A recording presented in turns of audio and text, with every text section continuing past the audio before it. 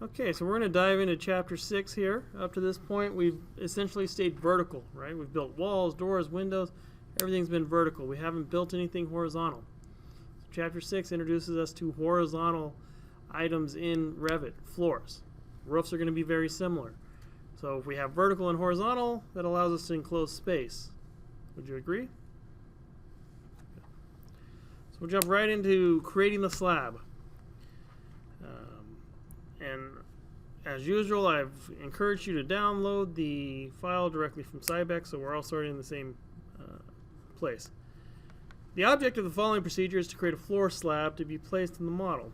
Item 1, in your project browser, go to level 1 floor plan. So we should all be real familiar with how the project browser works at this point.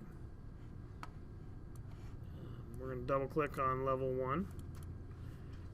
And what you'll notice is if you download the file, it should look a lot like this. The information that we went over in the previous 5 chapters should already be shown up there. All right. Item 2, zoom into the west wing. Item 3, on the Architecture tab, click the Floor button as shown in Figure 6.1. If you come up to the Architecture, it's very simple. You have wall, door, we've used those. You also have this. I'm going to click on here so you can see that we have some other stuff. And we'll explore some of this other stuff, but basically we're going to be working with the architectural floor.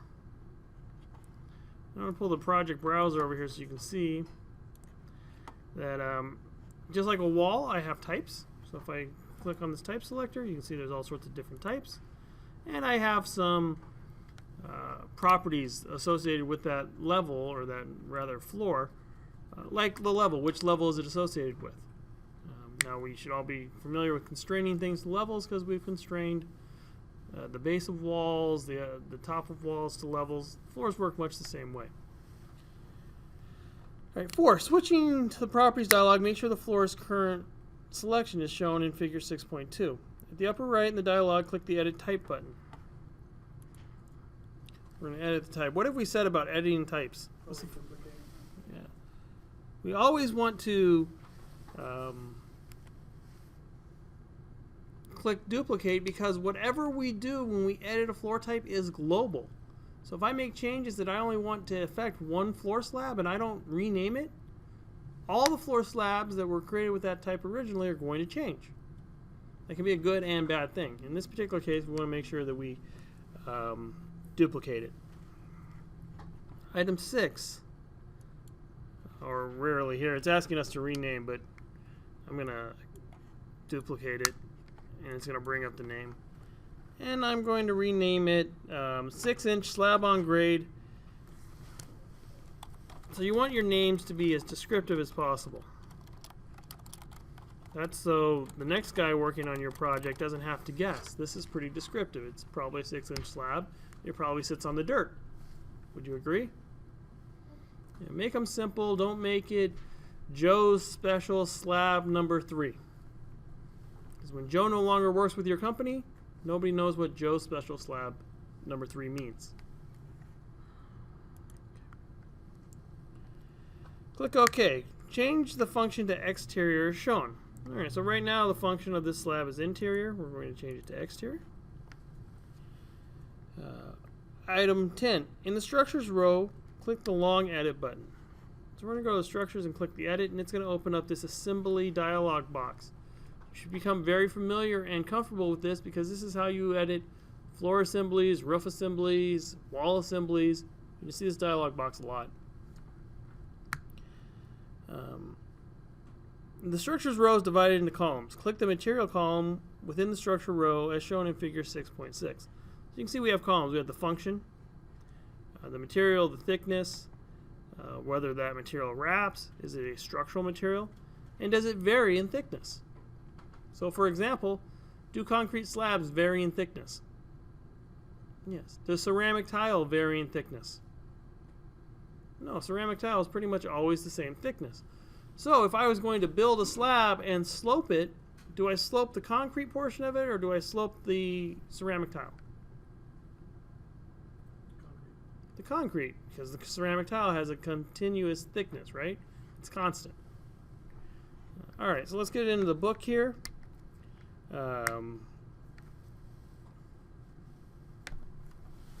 Item 12. A small ... button appears when you click the material cell.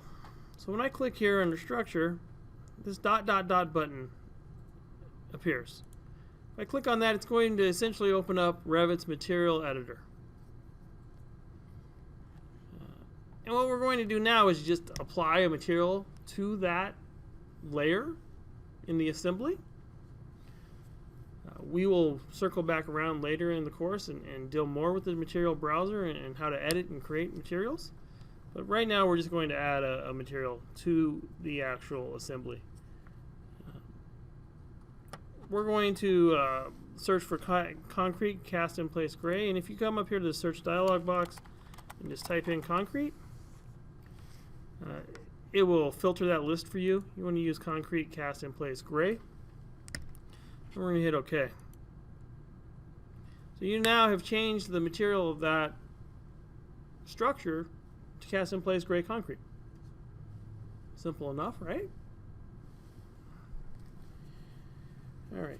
Back in the Edit Assembly dialog box, the thickness column is directly to the right of the material column. Currently, the value in the structure row is 1 foot 0 inches. Click into the cell and change the value to 6 inches. Alright.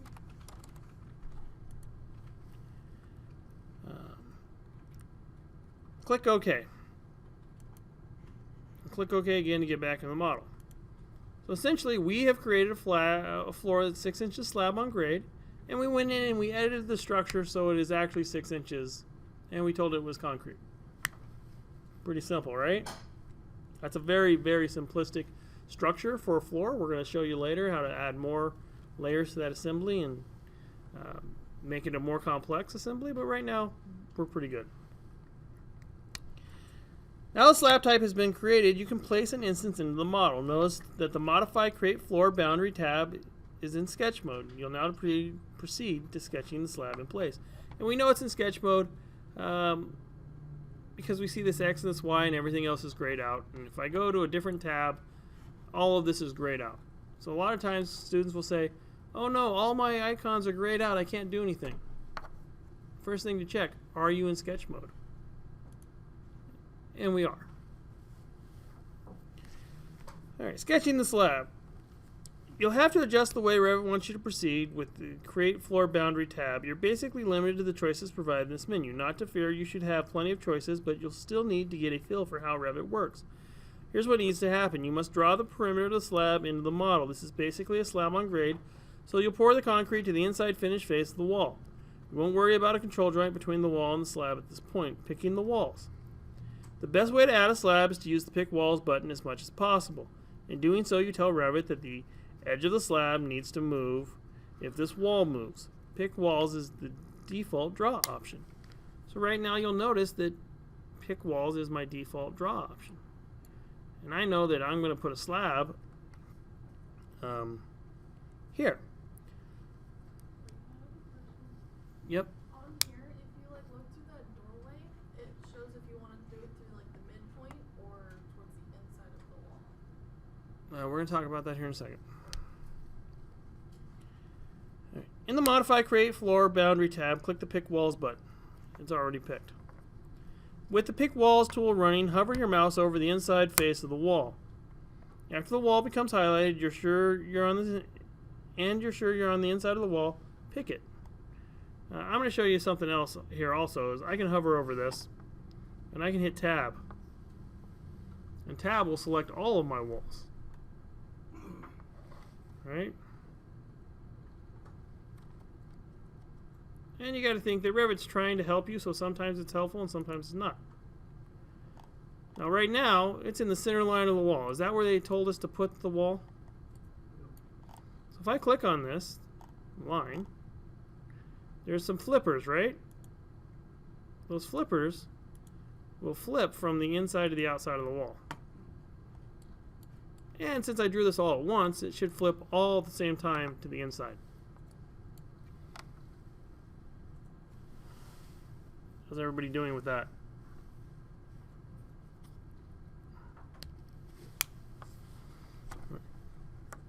So I did this side, which is actually the east side, like this. I'm going to hit the Finish button. Then I'm going to go over and do the west side the way that the book asks us to do it. And essentially, I'm going to go to architecture, floor. I already have pick wall. I'm going to pick this wall. Right?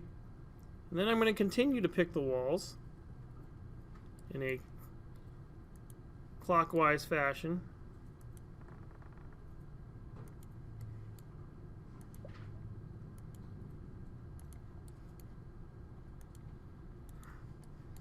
And I have some editing to do, right? This looks about right here. If I select this, okay, there's a break there. Now I'm going to tell you this is perfectly fine to have a line here and a line here. Revit will do it that way. If you want to be really anal about how clean your model is, I would suggest getting rid of this segment and making that all one line by trimming the corner. Now here we're going to have a problem. This is not a closed loop. Just like when we edited the wall profile, if I leave this line in here, and I'll do it just to show what will happen, I will get an error that says lines cannot intersect each other, and it will highlight those two lines. Don't quit sketching, you'll lose all your work. So hit continue, split element, split these, trim the corner, trim the corner. That line's not really in the right place, right? We want it here at this face. So we can use the align tool and bring that out to that face. We can do the same thing over here. So the reason that I did this side differently than I did the other side is I wanted to show you that you can edit your sketch. You can simply modify it as you need to while you're still in sketch mode. Any way that you want. Now I'm going to finish this. And you'll notice that now I have two slabs on grade. So we've deviated a little bit from the book, but not significantly. We've shown you how to do it by selecting all the walls at once. We've shown you how to do it by selecting the walls individually.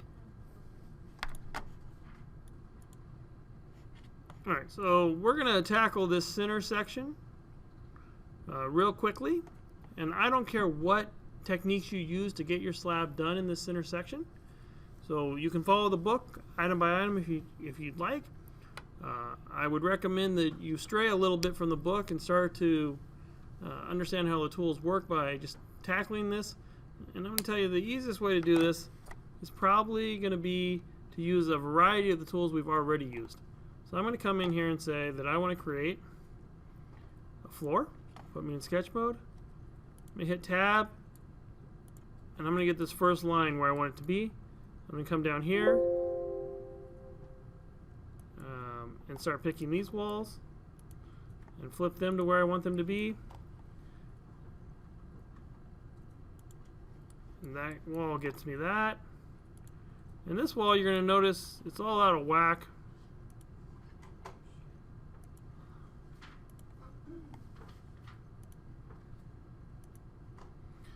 I'm going to use the align command to come and align it here. TR, so trim to corner, trim these two corners. Trim these two corners.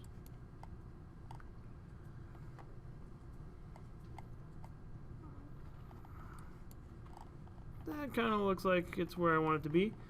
But in reality, where would my slab go here? It's not going to stop at that interior type of wall, is it? It's going to go all the way to the other slab. So I'm going to use a line again to select the edge of that slab, pull that to there.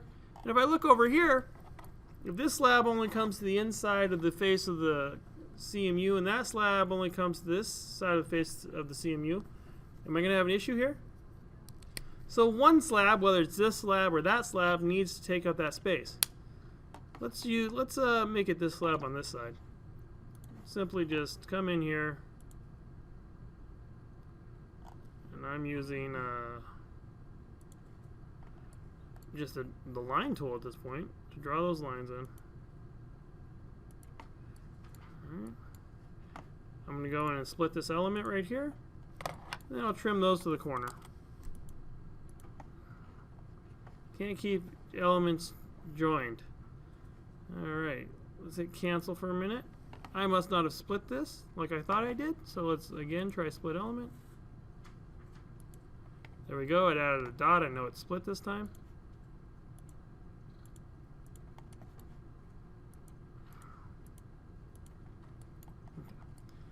Now there's probably 100 different ways that you could have gotten to the same result. And at this point you should be deviating a little bit from the book, so you're developing kind of my Revit problem solving skills. As I encounter this issue, how do I solve it? That looks good to me. And I completed it. So now we have a continuous slab through all 3 parts of the building. I'm going to pause and give you guys some time to build those 3 slabs. Again, build them any way you like. The book gives you step-by-step instructions, but it's not a bad thing if you deviate from those step-by-step instructions. The idea is that you understand how to manipulate sketch mode when you're drawing a floor slab. Very similar, almost identical to how you manipulate sketch mode when you're editing the profile of a wall. Alright, so that essentially takes us through figure 6.18. Again, we didn't follow the book item by item, but you can go back and follow the book item by item if you need to. We're going to move on to building a floor by layers. As mentioned in the previous section, the term layer doesn't equate to an AutoCAD layer. It does, however, equate to layers of materials used to design a floor system. When you create a floor system in Revit architecture, you should do it with the mindset of how a floor is actually constructed. You can also specify which materials in the floor will stop at the exterior wall, which will pass through to the core. In this section, you'll build a floor. In this section, you'll build on your experience of creating a floor. With the concrete slab in place, you'll start adding materials to create a floor finish. Adding materials. Your objective is to create a floor system with a structure and finished material. You'll also design the floor to interrupt the exterior framing while letting the brick facade pass from grade to the parapet. Let's get started. In the project browser, go to the level 2 floor plan. Alright. In the view control bar located at the bottom of the view window, be sure the detail level is set to fine. And it is. It's right down here, guys. On the architecture tab, click the floor button, which immediately puts us into sketch mode, right? In the properties dialog, click the edit type button. Click the duplicate button. Alright. Call the new floor 6-inch concrete with 1-inch terrazzo.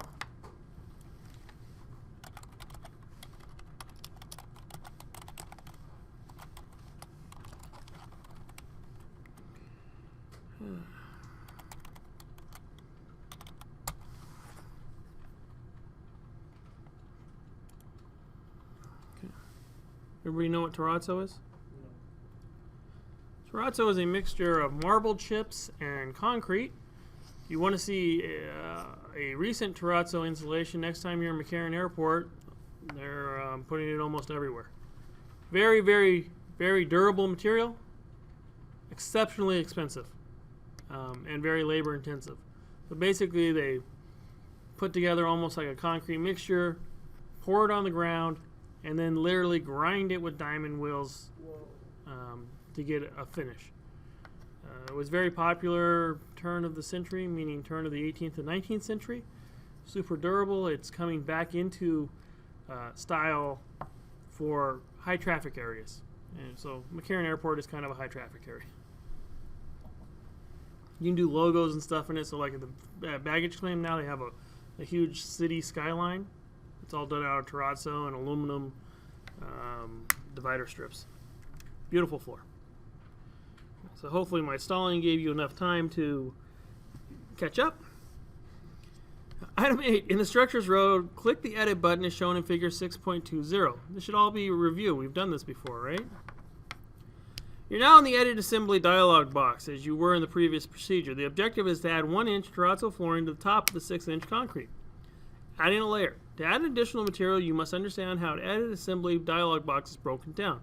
Because you want to add a material at the top of the slab, you need to click above the concrete and insert a new layer as follows.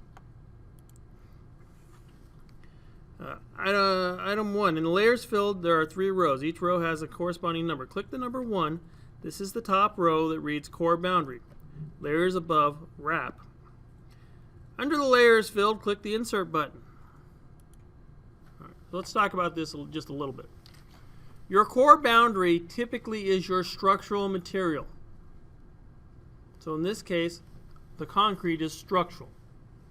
Things outside of your core boundary are typically not structural. So is the terrazzo structural? No, it's a finished material. So it's going to be outside your core boundary. When you build a wall, the 2x4 wood stud would be your core, and then the gypsum board that you put on either side of that wall would be outside the core boundary. That's one way to think about it. All right, where were we in the book?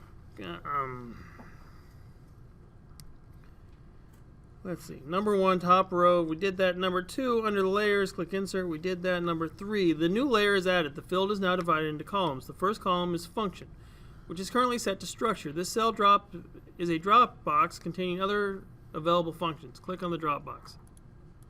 So we already said, this is not structure. Is it a substrate? No, it's a finished material. So it's not a substrate. It's not a thermal or air layer. You might be asking, why would I model a thermal or air layer into Revit? Anybody asking that question? Triple pane windows or something? That's close. It's not for triple pane windows, but it's for energy analysis. So a thermal layer or an air layer actually has a thermal property to it. If you're going to do really detailed analysis with Revit, then it's important you model those things in. We're going to model a finish layer 4. Or they ask us to do a 5. No, they ask us to do a 4. All right, so that kind of tells us the function. And then we're going to go in and change the material.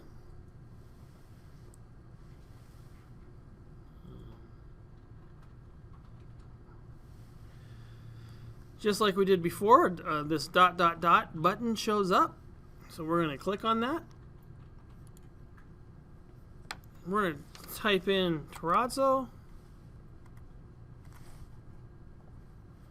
Oh no, what do we do?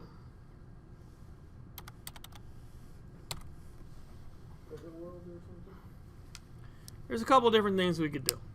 We could just put a different material on there because it's not really important that you use terrazzo. It's using it as an example.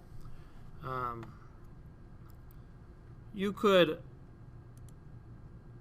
open an existing library and navigate to a library if you had that material. We probably don't have that material. You don't want to open this, which is an asset browser, but we could and see if it's in there.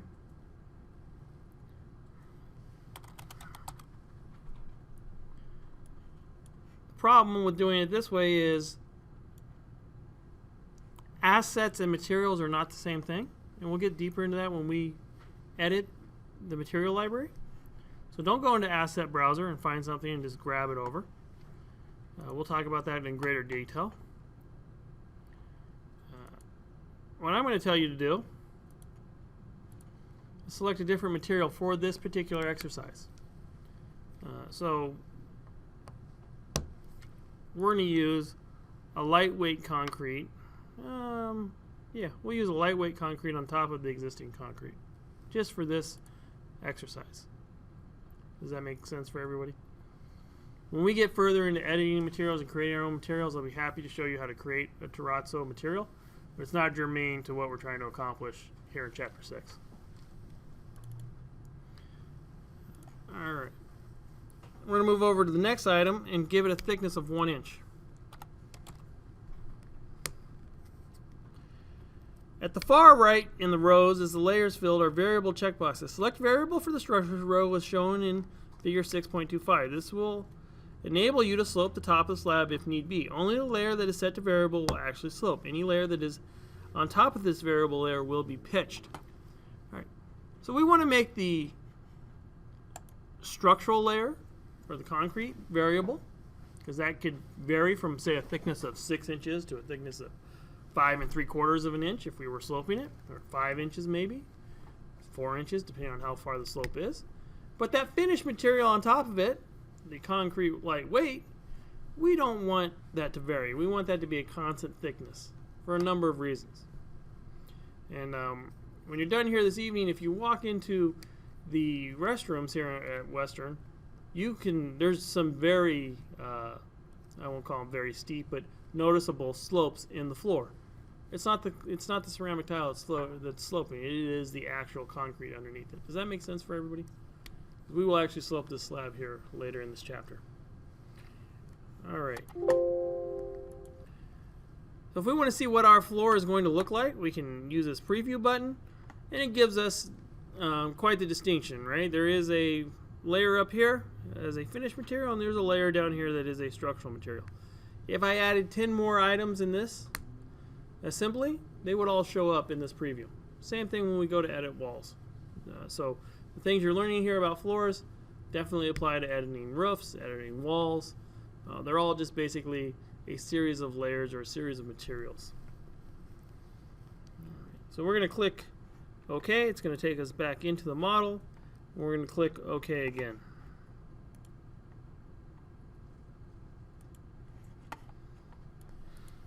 All right, so now that we've created our floor type, we're going to go in and actually draw something at this point.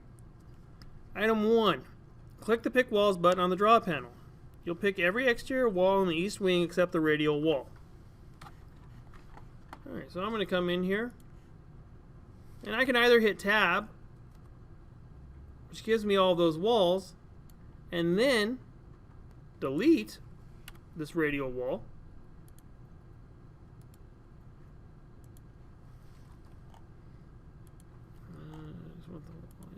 Delete that. Or I could go in here and individually click the walls. Either way will work for you. And essentially, we're going to create our second floor slab. So once we have all these walls selected, we still don't have a closed loop. We're going to come in here with the line tool, snap to the end of that, snap to the end of that. And basically this area over here will be open to below, and this will be the edge of our slab. We'll draw some stairs in here in some later chapters. So once you've got all of that, you want to click on Finish Edit Mode. And it's going to ask you, would you like walls to go up to the floor's level to attach to its bottom? And this is item 6. Revit begins asking you questions. First, it asks you whether you want to attach the walls that go up to level 2 to the bottom of the floor. You do want to do this. This cuts the interior walls down to meet the bottom of the floor. Any change in the floor's thickness will alter the tops of the walls. So we'll hit yes. Then it's going to ask us, the next message pertains to the exterior walls. Revit asks you whether you would like... Oh, hold on. Yes, it is. Revit asks you whether you would like to cut the sections out of the walls where the slab is intersecting. In this case, you do, so click yes. All right, now those two options that were just asked, obviously the author walked through and understood he wanted to do that. Here's what I'm going to tell you. Typically, by default, when I'm drawing, I don't attach all those things, and I'll come back and attach them individually later on in the process. It's really up to you and how you like to work. But Revit's very flexible, so I could take the walls that we just attached, I can detach them individually, kind of up to how you would like to work. Should you attach them when you're creating the floor, or should you attach them later? Again, depends on you. So moving forward, with the second floor in place, you can now add it to the floors above. To do so, you can use the Copy, Paste, Align feature you used in Chapter 3, Creating Views. Try to do this on your own. If you don't remember or how, skip Chapter 2. If you skip Chapter 3, follow these steps. All right, it's very simple. We have it selected here. Copy to the clipboard. And then paste. Maybe. Paste Align to selected levels. Don't worry about saving that. And I want to align it to 3, 4, 5, and hit OK. Now to prove that it's actually done something, I'll go into a 3D view. You can see that up on level 5 there's a floor. And if you still don't believe me, we'll go back down to level 2 and we'll cut a section through the building. And now you can see that your building that was just all walls when we started this task earlier today now has floors. It's kind of nice. Buildings should have floors, don't you think?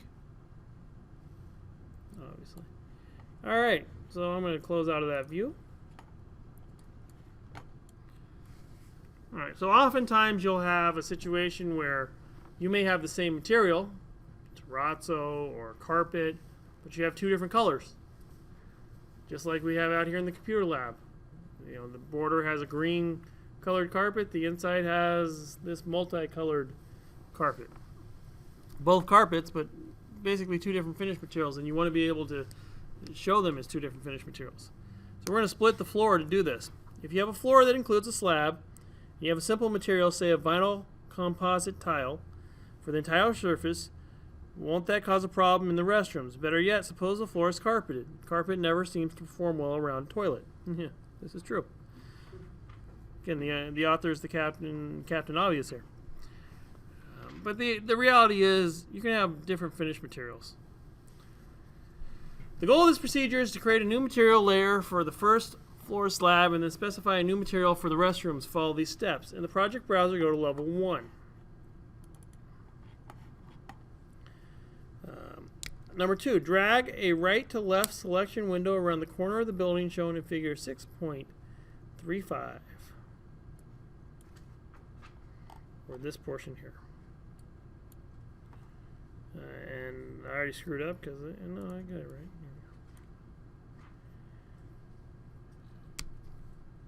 Oh, no, I screwed up because I went the wrong direction. I want you to go this way so it selects everything that is in there. In the filter dialog box, we may not have used filter yet, but right up here, this is the filter dialog box. It's going to let you filter your selection. I'm going to tell you to check none and go to floors, and then you're going to have the floor selected. Some of you may have found it's kind of difficult to select a floor. You really kind of have to click on the edge of the floor, or use this method here where you filter it out of another selection. Alright. With the floor selected, click Edit Type in the Properties dialog box. Click Rename.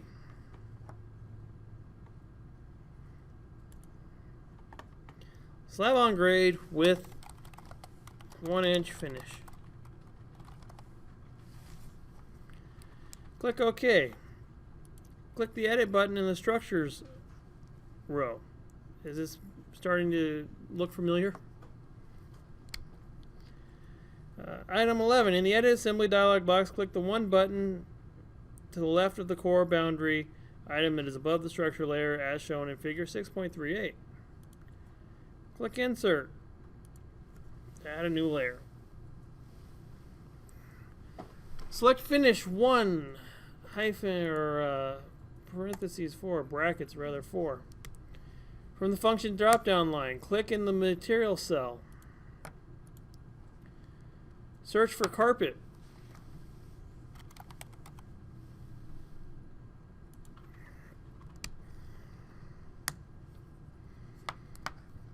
Everybody with me?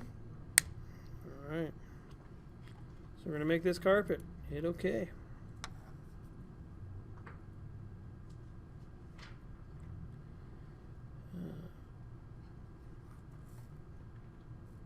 OK again. Oh. I forgot to give it a thickness, 1 inch.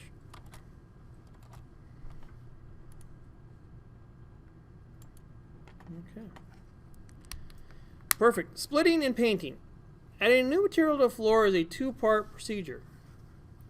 To specify an alternate material in an area, you must first split the floor's face, then you can add or paint the desired material into that area.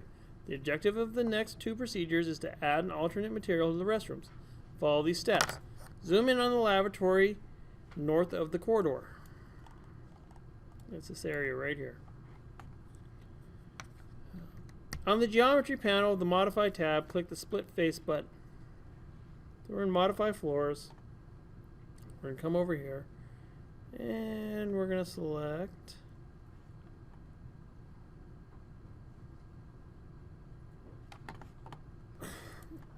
alright, so you're going to select the split face button. And I'm going to hover over here for a second. Hopefully it brings up the little... Yeah, doesn't want to cooperate. You know, click it. You're now in a sort of sketch mode.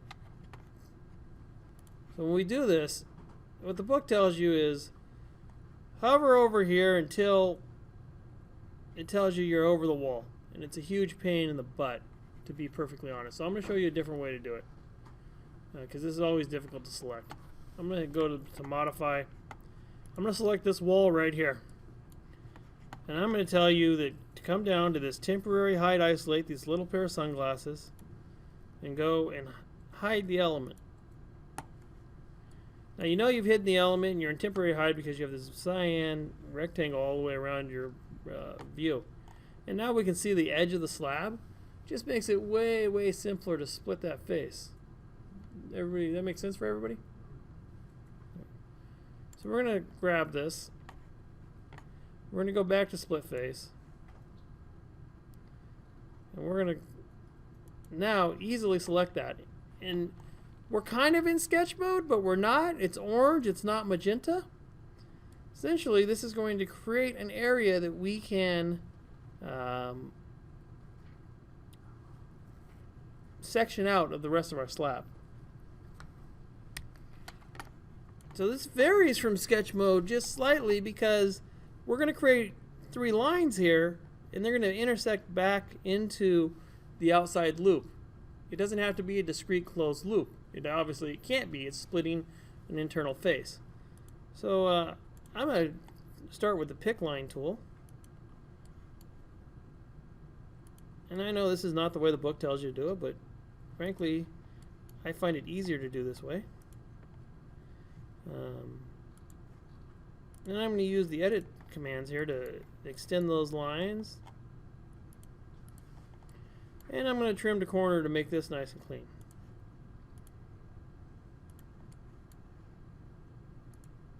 You can follow the instructions verbatim out of the book. You're going to get the same result. And then I'm going to exit this mode. Okay.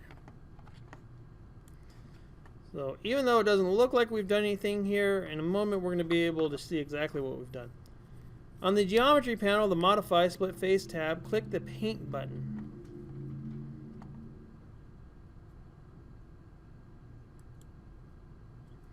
And this is going to open up a material browser. And it's going to let us put any material really we want on there. So the book asks us to put tile, mosaic gray. And what you'll notice, when I hover over this area, see how it only highlights this little area? And when I click on there, it changed the surface pattern. So what I'm going to do to show you that it's actually different is I'm going to change our visual style down here from to shaded, and you'll notice that that's definitely a different color than that, right? So we've painted a new material on there. And if I went to realistic and I zoomed in, you can see that that kind of looks like gray mosaic tile, and that kind of looks like red carpet. I went one. Well, it won't let me do a ray trace in a floor plan. Good? Everybody good with that idea? Okay, so I'm going to turn this back to wireframe, and I'm going to go back to the sunglasses and say reset temporary hide isolate, so that wall shows back up. And we're going to move on to the next item, which is pitching a floor to a drain. We're not going to do that here because we didn't make the slab variable here. We're going to do it on the second level. We'll go to level 2. And the first part of this process is pretty much the same as the last part. We need to split this area out. So I'm going to do it exactly the way I did before. Grab this, hide that element, grab the floor, split the frame, Grab it again.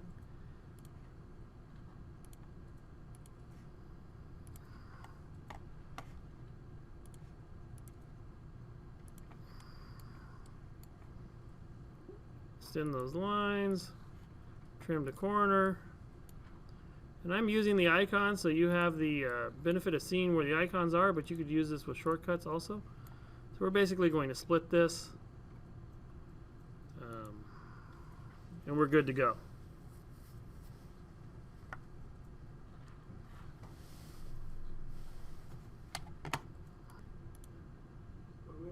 Alright, so I got a little ahead of myself here and split the face without actually splitting the floor, which is not going to let me slope it.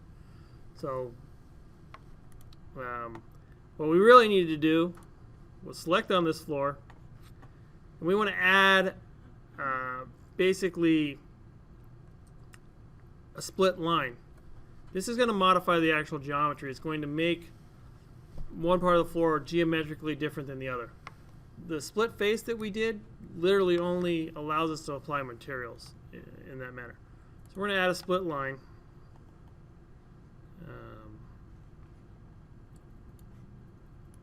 And because I had already split the face, it's going to tell me, no, you can't do that.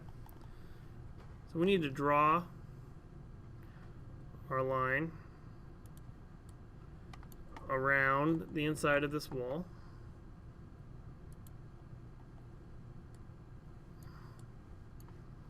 And what we're doing right now, as opposed to what we did before, is we are actually breaking the geometry up.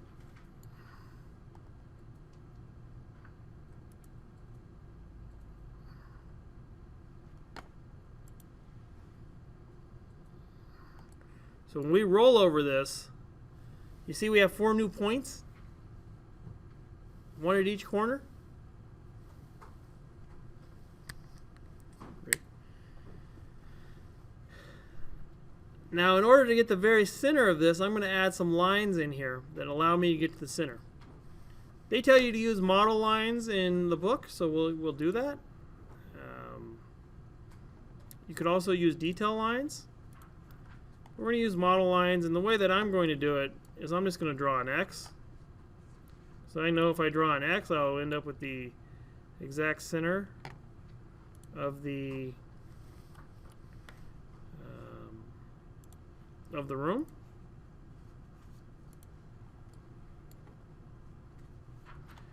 But you could come off of the midpoint like they've asked you to and move out. I think, what do they tell you? Move out 3 feet in the book. We could also do that by coming over here and going to the midpoint and just drawing this out 3 feet. Basically, these model lines are there to help you add a point. That's it. We're going to delete them here in a minute. So you could have the drain in the exact center by drawing an X. You could put the drain 3 foot off the wall. Kind of depends on how you want the design to work. What we're going to do is grab this slab again, and we're going to add a point. And we're going to put the point right at the end of that line. All right, so now when we roll over this slab, we have 5 points that we've added to the geometry. The next step is what's actually going to slope our floor. So we're going to select this, and we're going to ask to modify the sub-elements. And when we do that, it's going to let us actually click on these points that we've added. We're going to click on this one point. We're going to type in -1 inch. And what you'll notice is it added in these break lines. So I'm going to cut a section through there to show you what we've actually done.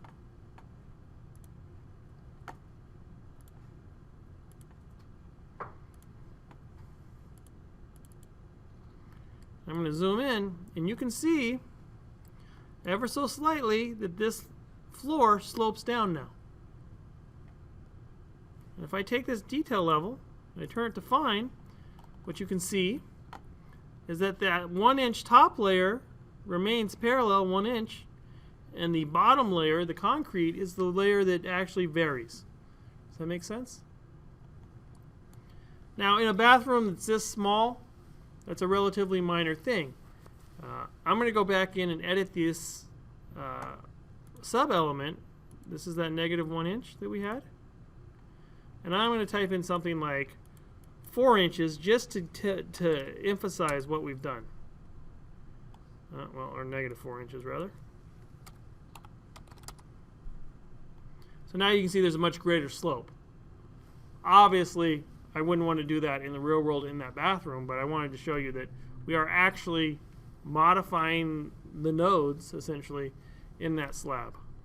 So let me pause here and let you guys do that. Make sure that you understand it. All right, so the book asks you to do that on the other side. So I'm going to go through the process again, just so we're all on the same page. Select the slab, add a split line, come in here,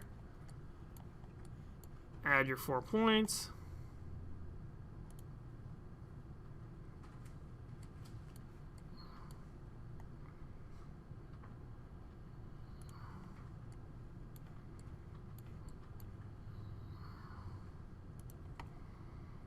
Great.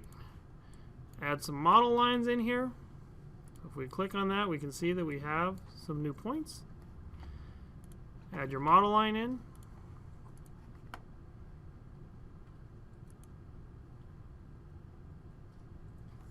Out 3 feet. Go back and select your slab. Add a point. Alright. Modify the sub-element. Grab that point. Tell it -1 inch. And you've added the slope slab. That's all there is to it. Okay, one final thing to do in Chapter 6, and that's create a shaft opening. So you got to think of a shaft just like a void, like a door opening in a wall. And we're going to create shaft openings for the elevators. So to create a shaft opening, you just create a void through your model. This void, however, can conform to the walls that are set in the model. The elevator shaft walls, for instance, will define the outside edge of your shaft opening. You may notice that the floors you added to the model are indiscriminately running uninterrupted straight through the shafts. You need to void the floors. Also, the good thing about creating a shaft opening is that you create another floor, the shaft will be cut out automatically. First, you need to create 2 more levels. You need a subterranean level and a penthouse level through which you'll extend your shaft. Project Bowser, go to the south elevation.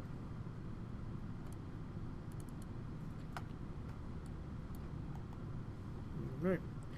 On the draw panel, click the pick line. Oh, hold on. On the datum panel of the architecture tab, click the level button. On the draw panel, the pick line button, an offset of 10 feet. So we'll put an offset in here, 10 feet. Well, and there's our level for the ground. And we want to name that level top of footing. So we'll zoom in there. T period, O period, footing. Yes, we want to rename the corresponding views. Next step is to select the CMU shaft. Oh, hold on. Pick the level set to top. No, it's not going to have us add the other level that it asked us to add earlier. That's interesting. Well, for our purposes here, I'm going to, we'll just follow the book. That'll be fine. Next step is to select the CMU elevator shaft walls and modify their properties so the bottoms are extended down to the top of footing. Let's go to a 3D view. And we're talking about these walls here. So select these walls on either side. And we want the bottom, or the base, not to be level 1, but to be top of footing. And we hit apply. And what we'll notice is now our walls go down to that level. That's pretty nice, right?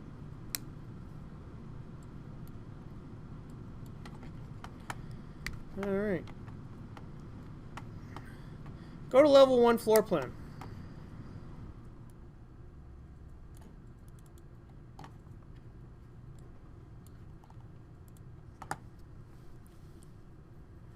On the architecture tab, click the shaft button. So you notice we've been working kind of over here, but there's these openings here. We click a shaft, takes us into a sketch mode. On the Modify, Create Shaft Opening Sketch tab, click the Pick Walls.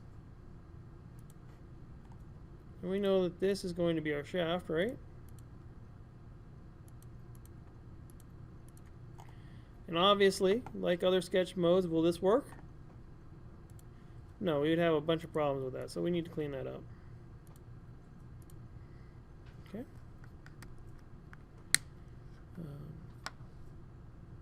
Mirror the lines you just drew to the other shaft. So we're going to select those lines. We're going to mirror them by picking the axis. We're going to pick that axis, and they should line up. Beautiful, right? Now, the only bad thing to doing it this way is then one shaft has the same properties as the other shaft. So if these elevators stopped at different floors, like one didn't go all the way through the building, you'd want to build these shafts individually. Pick wall, use the trim command. With the perimeter established, it's time to choose which floors this opening will extend to. Just because you pick the seamy walls, it doesn't mean the base and top height will have been established. In the Properties dialog box, let me, I've closed my Properties dialog box. Let me go to View real quick. Open up Properties. Shaft openings. Alright? The shaft has a base constraint and a top constraint. So we want to set the base constraint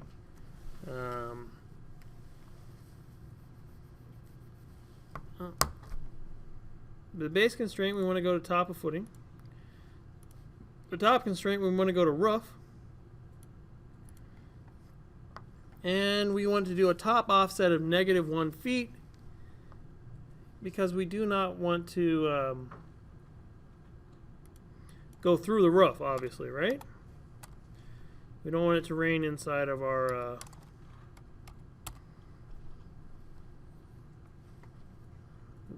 now we're going to hit okay, good. We should be able to finish our mode, but before we do that, we're going to add some symbolic lines in. And really these symbolic lines are just going to show us that this is open. The nice thing is it's going to put those lines on every level, so we don't have to draw them 10 times. Same thing, I'm going to grab these and mirror them.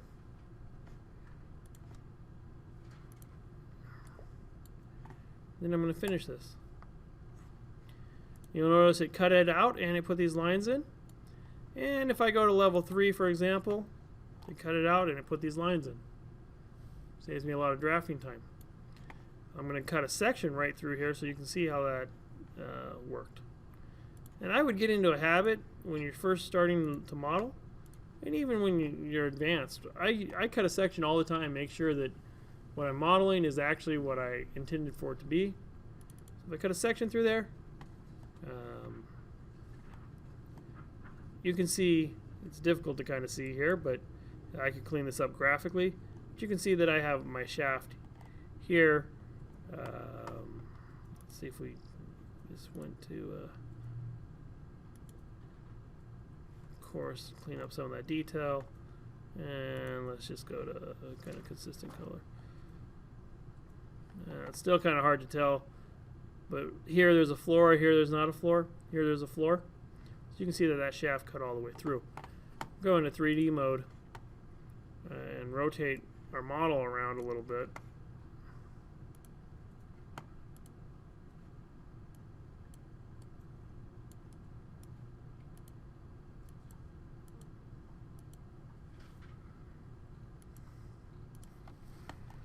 Let's give me a tough time here.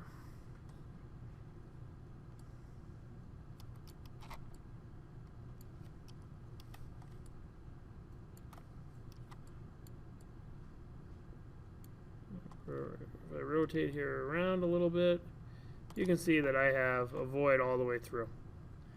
And that's defined by the opening. It's not, the floor is still there if I went in and I took that shaft opening out. So it sees the floor as a solid, it sees the void as a void. This is something that oftentimes does not get coordinated well in drawings. where shaft openings should go, how they should go. So Revit thinks of them as a three-dimensional thing because it's difficult to have an elevator go up 3 floors and then shift over 3 feet and go up. It doesn't work out very well. Those things need to be contiguous. So that concludes Chapter 6. The next class we'll get into Chapter 7, which, if I'm not mistaken, is roofs, which act very much like floors, except there's a lot more sloping. So if you didn't quite understand the sloping of the floor today, on Thursday we will explore that same concept again, modifying the sub-elements and then lowering individual points.